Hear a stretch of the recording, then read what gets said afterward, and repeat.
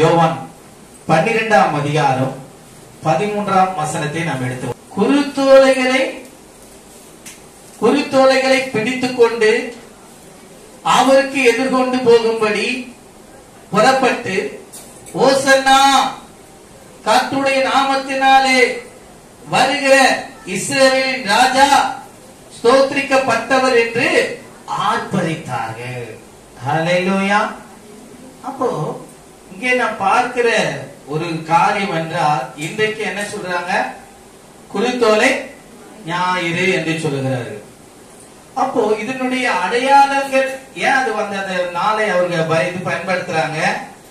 ஏன் அந்த குருத்தோலையை அவங்க கையில பிடித்து வைத்திருக்கிறாங்க? இதெல்லாம் நம்ம என்ன பண்ணணும்? அறிந்து கொள்ளணும். ஓகேங்களா? எடுத்துக்கொள்ளலாம்.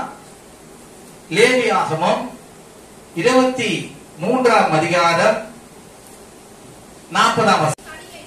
முதல் நாளிலே அலங்காரமான விருட்சங்களின் கனிகளையும் பேரீச்சின் ஓலைகளையும் தழைத்திருக்கிற விருட்சங்களின் கிளைகளையும் ஆற்றல் அரிகளையும் கொண்டு வந்து உங்க தேவனாகிய கர்த்தருடைய சந்நிதியில் 7 நாளும் மகிழ்ச்சியாயிருங்க. ஹல்லேலூயா. எல்லாவற்றையும் படைத்தவருக்கு முன்பாக எல்லாவற்றையும் அங்க என்ன பண்ணோம்? அவர் இந்த இடத்துல வைத்து அவரை நாம் மகிழ்ந்து அவருடைய நாமத்தை உயர்த்துகிற நேரமா இது காணப்பட வேண்டும்.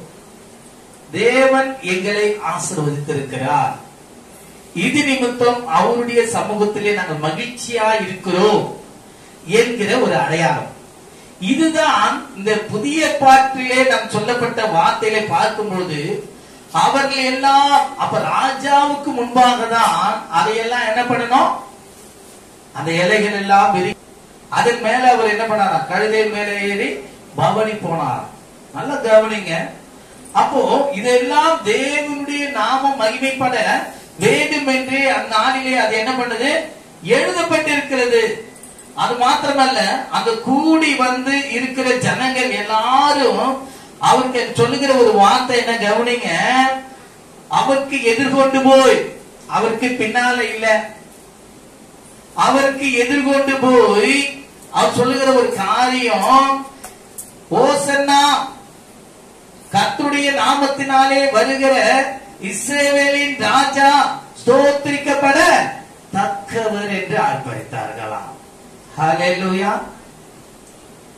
118ஆம் சங்கீதம் 24 இருந்து 29 வசனங்களை வாசிக்கலாம். இது கர்த்தர் உண்டு பண்ணின நாள், இதிலே களி கூர்ந்து மகிழ கடவோம். கர்த்தாவே ரட்சியும், கர்த்தாவே காரியத்தை வாய்க்க பண்ணும். கர்த்தருடைய நாமத்தினாலே வருகிறவர் ஸ்தோத்திரிக்கப்பட்டவர். கர்த்தருடைய ஆலயத்திலிருந்து உங்களை ஆசீர்வதிக்கிறோம். கர்த்தர் நம்மை பிரகாசிப்பிக்கிற தேவனாய் இருக்கிறார். பண்டிகை பலியை கொண்டு போய் பலிபீடத்தின் கொம்புகளில் கயிறுகளால் கட்டுங்கள். நல்ல கவனிங்க. கர்த்தர் நம்மை பிரகாசிப்பிக்கிற தேவனாய் இருக்கிறார். எதிலிருந்து பிரகாசிக்கிறார்? இருளில் இருந்து நம்மளை பிரகாசிப்பிக்கிற தேவன் வந்திருக்கிறார் என்பதை அறிந்து கொள்ள வேண்டும். எல்லா பிசாசுடைய கட்டுகளில் இருந்தும் போராட்டங்களில் இருந்தும் நம்மளை விடுவிக்கிறவர் வந்திருக்கிறார் என்பதை நாம் அறிந்து கொள்ள வேண்டும். ஹல்லேலூயா.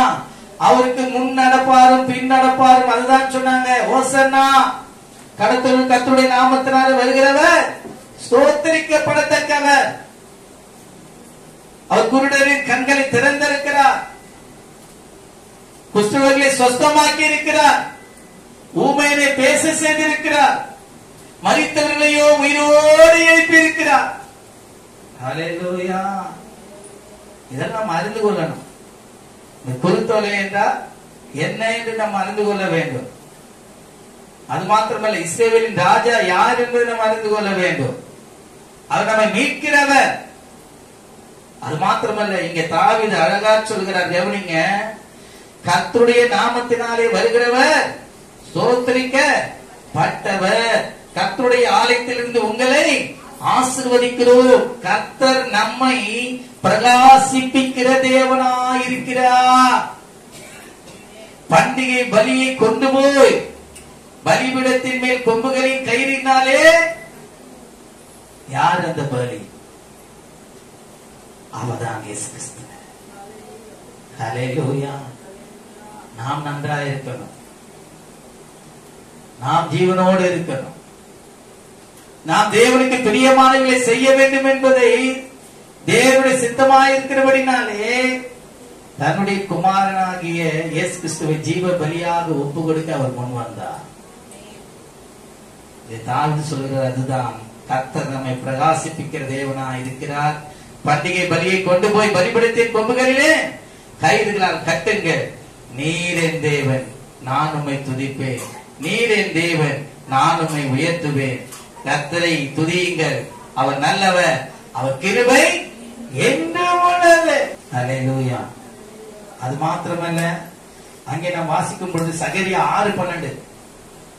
6:12 வாசி. அவனோடு சொல்ல வேண்டியது, சேனைகளில் கர்த்தர் உரைக்கிறது என்னவென்றால், இதோ ஒரு புருஷன், அவருடைய நாமம் கிளை எண்ணப்படும். அவர் தம்முடைய ஸ்தானத்தில் இருந்து முளைத்தெழும்பி கர்த்தருடைய ஆலயத்தை, அதான் சொன்னாரு, இந்த ஆலயம் 3 நாளைக்குள்ள என்ன பண்ணுவான்? கட்டப்படும் சொன்னார். ஹல்லேலூயா. அவர் தம்மை குறித்தே சொன்னார், தம்முடைய சரீரத்தை குறித்தே சொன்னார். இன்றைக்கு கூட வேத வசனங்களை வாசிக்கும் போது அந்த எருசலேம் மலங்கம் இடிக்கப்பட்டது, அது திரும்ப கட்டவும் என்ன பண்ணாங்க? பிரயாசப்பட்டு கொண்டுதான் இருக்கிறாங்க. அது கட்ட முடியல. தாவீதின் கூடாரத்தை திரும்பவும் என்ன பண்ணுவாரு? அவர் நிலைப்படுத்துவார், அதை கட்டுவார். அது மாதிரிதான் நம்முடைய விசுவாசம். அது ஒரு நாள் அதை என்ன பண்ணக்கூடாது, குன்றி போ. யோவான் 1:10-11.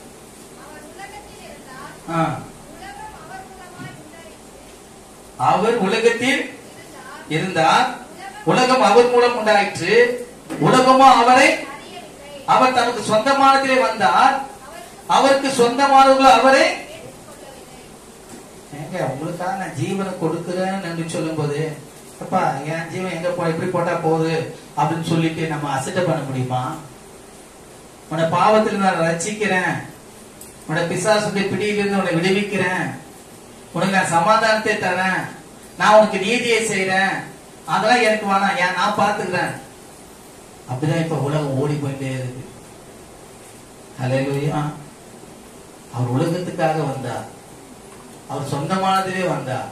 ஆனால் சொந்தமானவர்களை அவரை என்ன பண்ணல, ஏற்றுக்கொள்ளவே இல்லைங்க.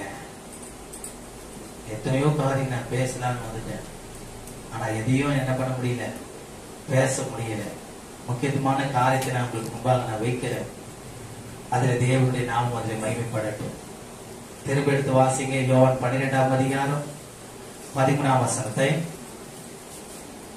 சீக்கிரம். குருத்தோலைகளை பிடித்துக் கொண்டு ஹோசன்னா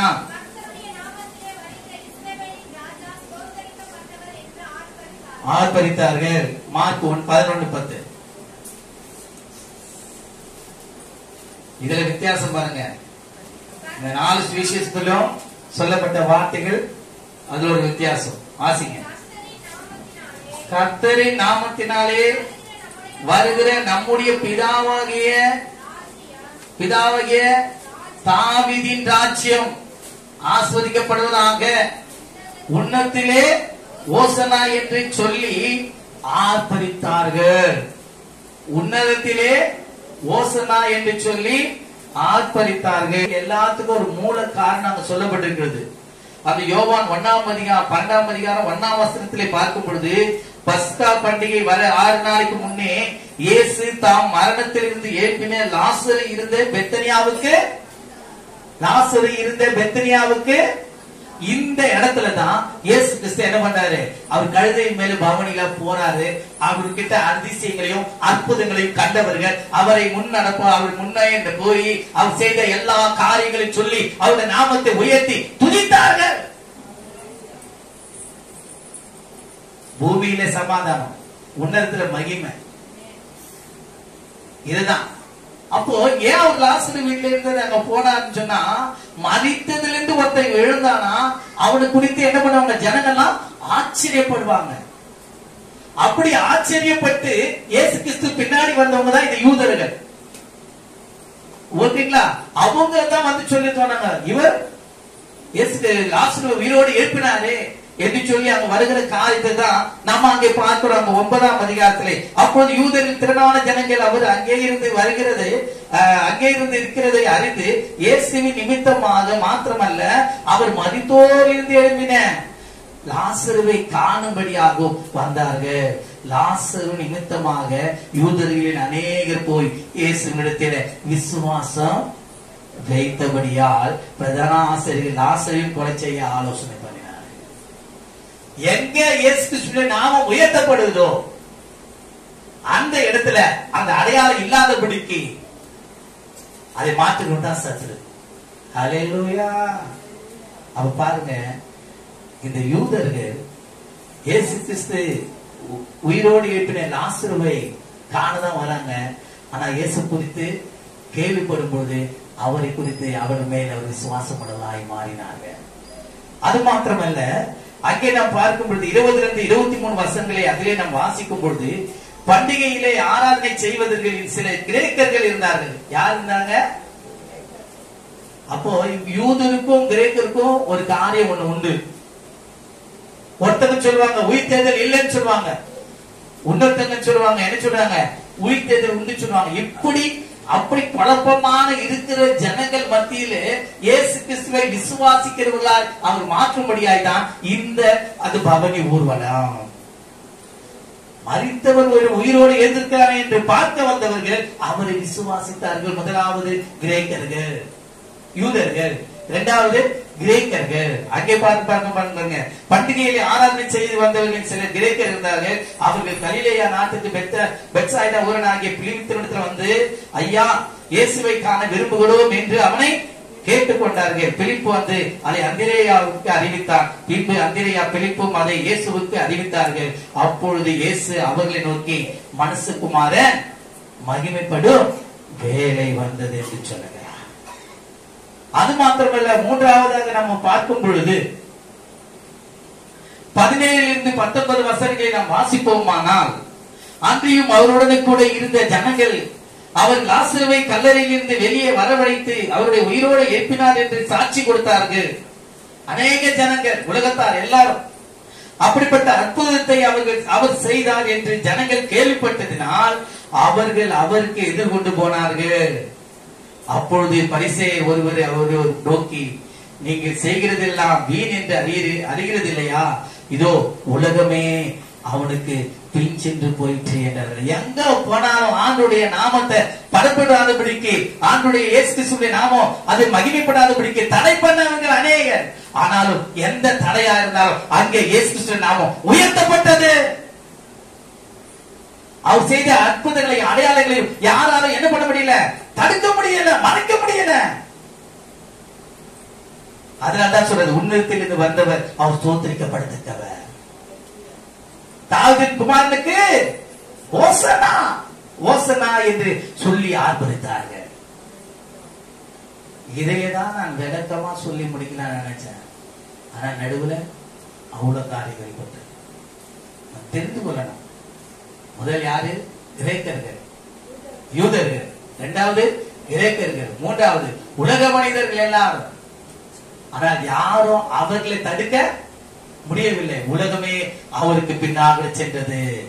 அதே மாதிரி இந்த உலகம் முழுவதையும் ரட்சிக்க இயேசு கிறிஸ்து நம்மை வைத்திருக்கிறார். அவருடைய நாமத்தை உயர்த்த, அவருடைய அதிசயங்களை அற்புதங்களை சொல்லி வர நம்மை அவர் தெரிந்து கொண்டிருக்கிறார். இது நம்ம இருந்த கடமை. இதை நாம் சொல்லாதபடி வீட்டிலே இருந்தால் தேவன் நமக்கு நம்மை பிரியமா இருக்க மாட்டார். நாம் அனைவருக்கு சொல்லி வரணும். ஹல்லேலூயா, ஹல்லேலூயா. அது மாத்திரமல்ல, 27-33 வசனங்களை நாம் பார்க்கும் பொழுது அங்க பாருங்க, 27-33. இப்பொழுது என் ஆத்துமா கலங்குகிறது, நான் என்ன சொல்லுவேன்? பிதாவே, இந்த வேலை நின்று என்னை ரட்சியும் என்று சொல்வேனோ? ஆகிலும் இதற்காகவே இந்த வேலைக்குள் வந்தேன். பிதாவே, உமது நாமத்தை மகிமைப்படுத்தும் என்றார். அப்பொழுது மகிமைப்படுத்தினேன், இன்னமும் மகிமைப்படுத்துவேன் என்கிற சத்தம் வானத்திலிருந்து உண்டாயிற்று. அங்கே நின்றவர்கள் கொண்டிருந்த அநேகர் அதை கேட்ட ஜனங்கள் இடி முழக்கம் உண்டாயிற்று என்றார்கள். சில தேவதூதன் அவருடனே பேசினார் என்றார்கள். இயேசு அவர்களை நோக்கி, இந்த சத்தம் என் நிமித்தம் உண்டாகாமல் உங்கள் நிமித்தமே உண்டாயிற்று. இப்பொழுதோ இந்த உலகத்துக்கு நியாயத்திற்கு உண்டாகிறது. இப்பொழுதே இந்த உலகத்துக்கு நியாயத்திற்கு உண்டாகிறது. இப்பொழுதே இந்த உலகத்தின் அதிபதி புறம்பாக தள்ளப்படுகிறான். நான் பூமியிலிருந்து உயர்த்தப்பட்டிருக்கும் போது எல்லாரும் என்னிடத்தில் இழுத்துக் கொள்ளுவேன் என்றார். தாம் என்ன விதமான மரணமாய் மரிக்கப் போகிறார் என்பதை குறித்து இப்படி சொன்னார். அல்லேலூயா. இந்த உலகத்தின் அதிபதி புறம்பாக தள்ளப்படுவான். அவன் இதுவரைக்கும் உலகத்தில் உள்ள ஜனங்களை கட்டி வைத்திருந்தான், அடிமையாக்கிக் கொண்டிருந்தான். மரணத்திலே உள்ள ஒரு மரணத்துக்குள்ளாக்கி இருந்தான், வியாதியில இருக்கிறவர்களாக இருந்தான், பிசாசு பிடித்தவர்களாக அவருக்குள்ள இருந்தான். ஆனால் அவருடைய எல்லா தந்திரங்களையும் முறியடிக்க நான் எழுந்து விட்டேன், ராஜாவாக நான் உங்களுக்கு முன்பாக போகிறேன் என்று சொல்லுகிறான். அல்லேலூயா. அவருடைய நாமத்தை நான் நம்பி இருக்கிறோம். அவருடைய நாமமே இல்லாமல் வேறொரு நாமம் கொடுக்கப்படலைங்க. அந்த நாமத்தை தான் நாம் உயர்த்தி வரணும். அந்த நாமத்தை தான் நம்ம என்ன பண்ணணும், அநேக இடத்துல சொல்லி வரணும். இல்லைன்னா நம்ம என்ன பண்ண முடியாது, எதையும் பெற்றுக்கொள்ள முடியாது. ஹல்லேலூயா. ஓசன்னா என்றால் மேசியா என்று அர்த்தம். மேசியாவே என்னை காப்பாற்றும். ஓசன்னா என்றால் என்ன?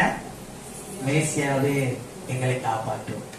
இன்னொரு வார்த்தை சொல்றது, அது எபிரேய இல்ல, எபிரேய மொழியில. அடுத்து கிரேக்கர்ல சொல்றது உதவி செய்யுங்க அப்படின்னு கிரேக்க மொழியில சொல்லப்பட்டிருக்கு. ஓசனா என்றா உதவி செய்யுங்க என்று, என்னை காப்பாற்றுங்க என்று சொல்லப்பட்டிருக்கிறது. அது மாத்திரமல்ல, பரிசுத்த வேதாகமத்துல தேவன் செய்த நன்மைகளை சொல்லி பாடிக்கொண்டே என்று சொல்லப்பட்டிருக்கிறது.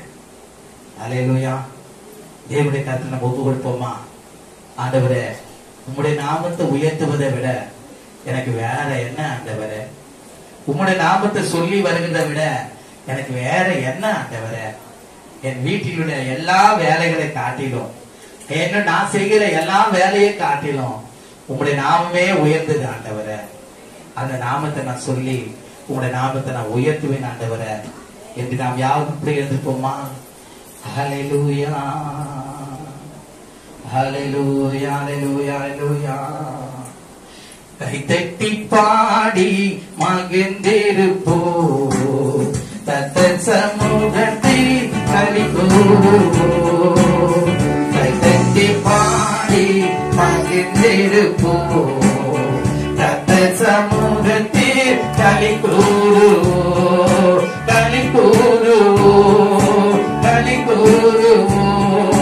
தத்தன் சொன்ன வாக்கு அர்த்தம் சொல்லி மகிழ்வோம். ஆமே, களி கூறுவோம், களி கூறுவோம். கவலைகள் மறந்து களி கூறுவோம். கைதட்டி பாடி மகிழ்ந்திருப்போம். கர்த்தர் சமூகத்தில் களி கூறுவோம். கைதட்டி பாடி மகிழ்ந்திருப்போம். கர்த்தர் சமூகத்தில் களி கூறுவோம். நன்மையும் கிருபையும் நம்மை தொடரும், ஜீவனுள்ள நாட்களெல்லாம். நன்மையும் கிருபையும் நம்மை தொடரும், எஸ், ஜீவனுள்ள நாட்களெல்லாம். களி கூறுவோம், களி கூறுவோம். கர்த்தர் சொன்ன வாக்கு தத்தம் சொல்லி மகிழ்வோம். ஆமென். களி கூறுவோம், களி கூறுவோம்.